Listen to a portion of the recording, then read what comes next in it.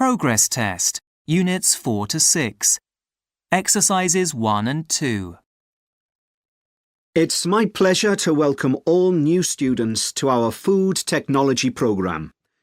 Our diploma course equips you with the know-how and skills to take part in every aspect of food production. And in fact, we now go beyond food production. For the first time ever, we're also including a module on food distribution, so that the whole chain from production to delivery is covered. This will give you an even more comprehensive understanding of the industry. You'll work not only on established food lines, but you'll also be able to participate in the development of new foods. However, throughout the course, the emphasis is first and foremost on food safety. This is an area the industry is tightening up on. I should also mention that you are able to choose an extra option, and that's storage. Many students find that they're interested in taking this add-on, as it allows them to examine this very important area in more detail. It does mean more hours of lectures, of course, but I'm sure you'll find it very worthwhile. Now, it might well seem a little premature, but I would just like to mention career opportunities at this point, as there has been a considerable shift in recent years.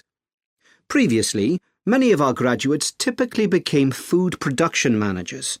But now both government bodies and private agencies are in ever more need of inspectors to see that exacting standards are being met. So that's something you might want to bear in mind as you go through the course. Going back to the course itself now, what are the most useful subjects to have studied before you begin?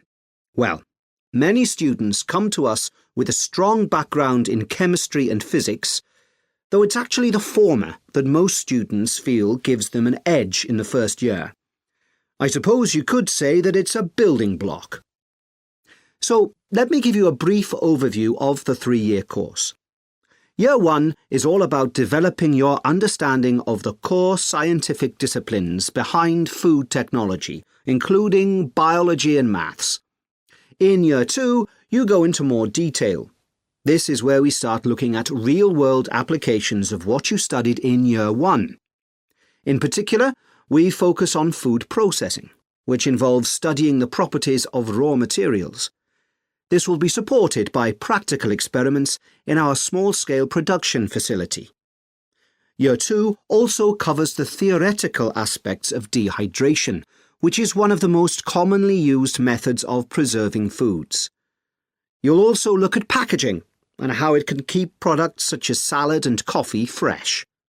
New regulations demand that people are kept informed as to the contents of each and every food product, so we devote time on the course to studying what's written on the packaging as well as what's inside it.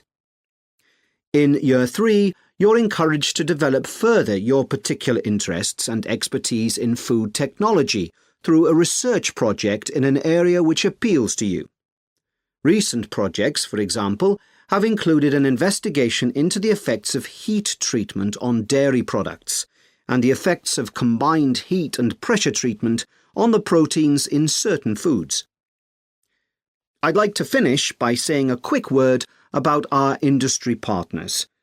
They provide us with the financial backing to fund research, which in turn has allowed us to invest our own funds in improved buildings and equipment for the college. If it weren't for the support of several large companies, we wouldn't be able to offer such dynamic courses. I think I can also safely say that our association is of mutual benefit, in that some of our students' ideas have gone on to be taken up by several of our industry partners. And one of our partners, a leading name in the frozen food industry, has recently